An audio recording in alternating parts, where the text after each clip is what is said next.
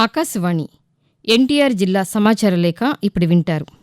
రాష్ట్రంలో పారిశ్రామిక అభివృద్ధికి ఔత్సాహిక పరిశ్రమవేత్తలకు తమ ప్రభుత్వం స్నేహపూరిత వాతావరణంలో చేయూత అందిస్తుందని రాష్ట్ర సమాచార శాఖ మంత్రి కొలుసు పార్సారథి అన్నారు. విజయవాడలో minister of food processing industries మరియు దళిత్ ఛాంబర్ ఆఫ్ కామర్స్ ఆధ్వర్యంలో జరిగిన ఫుడ్ ప్రాసెసింగ్ పారిశ్రామికవేత్తల సదస్సులో ముఖ్య అతిథిగా మంత్రి పాల్గొన్నారు. ఈ సందర్భంగా మంత్రి మీడియాతో మాట్లాడుతూ గత ప్రభుత్వ నిర్ణయాల వల్ల రాష్ట్రంలో పారిశ్రామిక అభివృద్ధి కుంటుపడిందని, ఆ వాతావరణం సరిదిద్ది పారిశ్రామికవేత్తల సమస్యలను తెలుసుకుని వాటిని పరిష్కరించడమే ఈ సమావేశం ముఖ్య ఉద్దేశం అన్నారు. పరిశ్రమలు స్థాపించే వారికి ప్రభుత్వం అన్ని విధాలా అండగా ఉంటుందని, పరిశ్రమల విస్తరణకు అవసరమైన సహాయ సహకారాలు అందిస్తామని తెలిపారు. నిత్యావసర సరుకులు రాయితీపై అందించేందుకు రాష్ట్ర ప్రభుత్వం చర్యలు తీసుకుంటుందని మంత్రి నాదెండ్ల మనోహర్ తెలిపారు. ప్రజలకు రైతు బజార్లో రాయితీపై నాణ్యమైన బియ్యం, కందిపప్పు పంపిణీకి శ్రీకారం చుట్టారు. దీనిలో భాగంగా విజయవాడ ఆటోనగర్ కాలనీలోని రైతు బజార్లో తొలి కౌంటర్ను మంత్రి నాదెండ్ల మనోహర్ ప్రారంభించారు. ఈ సందర్భంగా నాదెండ్ల మనోహర్ మాట్లాడుతూ సీఎం చంద్రబాబు, ఉప ముఖ్యమంత్రి పవన్ కళ్యాణ్ ఆదేశాలతో సామాన్యులకు నిత్యావసర సరుకులను రాయితీపై అందించేందుకు చర్యలు తీసుకుంటున్నామని తెలిపారు. ఆర్థిక పరిస్థితి క్లిష్టంగా ఉన్న ప్రజల కష్టాలు తీర్చేందుకు చర్యలు తీసుకుంటున్నట్టు తెలిపారు. చట్టాల పట్ల ప్రతి ఒక్కరికి అవగాహన ఉండాలని Nandigama senior court civil judge V Lakshmirajyam పేర్కొన్నారు. నందిగామలో జరిగిన జాతీయ లోక్ అదాలత్లో ముఖ్య అతిథిగా పాల్గొన్నారు. లోక్ అదాలత్ల వల్ల ప్రశాంత వాతావరణంలో ఇరు వర్గాల వారు రాజీ చేసుకునే సమయం, ఖర్చులు ఆదా అవుతుందని జడ్జి వి లక్ష్మీరాజ్యం అన్నారు. ఉపాధి హామీ పథకం నిధులను సద్వినియోగం చేసుకోవాలని రాష్ట్ర ఉప ముఖ్యమంత్రి పవన్ కళ్యాణ్ స్పష్టం చేశారు. ఇందులో భాగంగా గ్రామాల్లో పకడ్బందీగా సోషల్ ఆడిట్ చేపట్టాలని ఆదేశించారు. మహాత్మా గాంధీ జాతీయ గ్రామీణ ఉపాధి హామీ పథకం సామాజిక తనిఖీ విభాగం అధికారులతో పవన్ కళ్యాణ్ సమావేశం నిర్వహించారు. ఈ సందర్భంగా పవన్ కళ్యాణ్ మాట్లాడుతూ ఉపాధి హామీ పథకంలో నిధులను సద్వినియోగం చేసుకుంటేనే సత్ఫలితాలు వస్తాయని, ఈ విషయంలో అధికారులు బాధ్యతాయుతంగా ఉండాలని స్పష్టం చేశారు.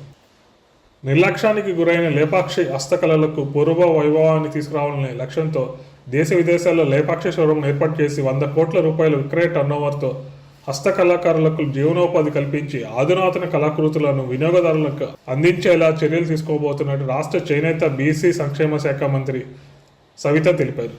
విజయవాడ గాంధీనగర్లో గల లేపాక్షి ఎంపోరియంను సందర్శించి కళాకృతులను పరిశీలించారు. అనంతరం మీడియాతో మంత్రి మాట్లాడుతూ లేపాక్షి షోరూంలకు పూర్వ వైభవాన్ని తీసుకొచ్చేందుకు తమ ప్రభుత్వం ఆలోచన చేస్తుందన్నారు.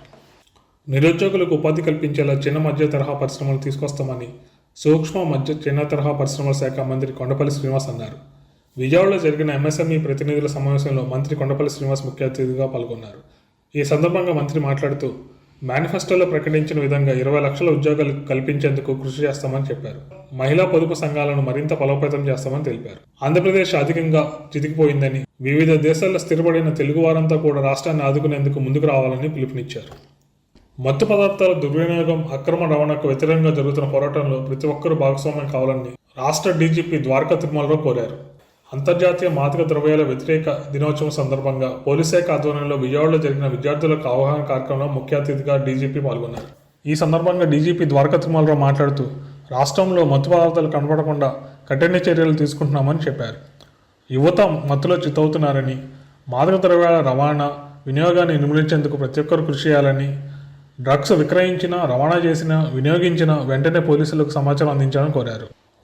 రాష్ట్రంలో చేనేతకు పూర్వ వైభవం తీసుకొస్తామని, నేత కార్మికులను అభివృద్ధి బాటలో తీసుకెళ్లేందుకు రాష్ట్ర ప్రభుత్వం కృషి చేస్తుందని రాష్ట్ర చేనేత జౌళి శాఖ మంత్రి సవిత తెలిపారు.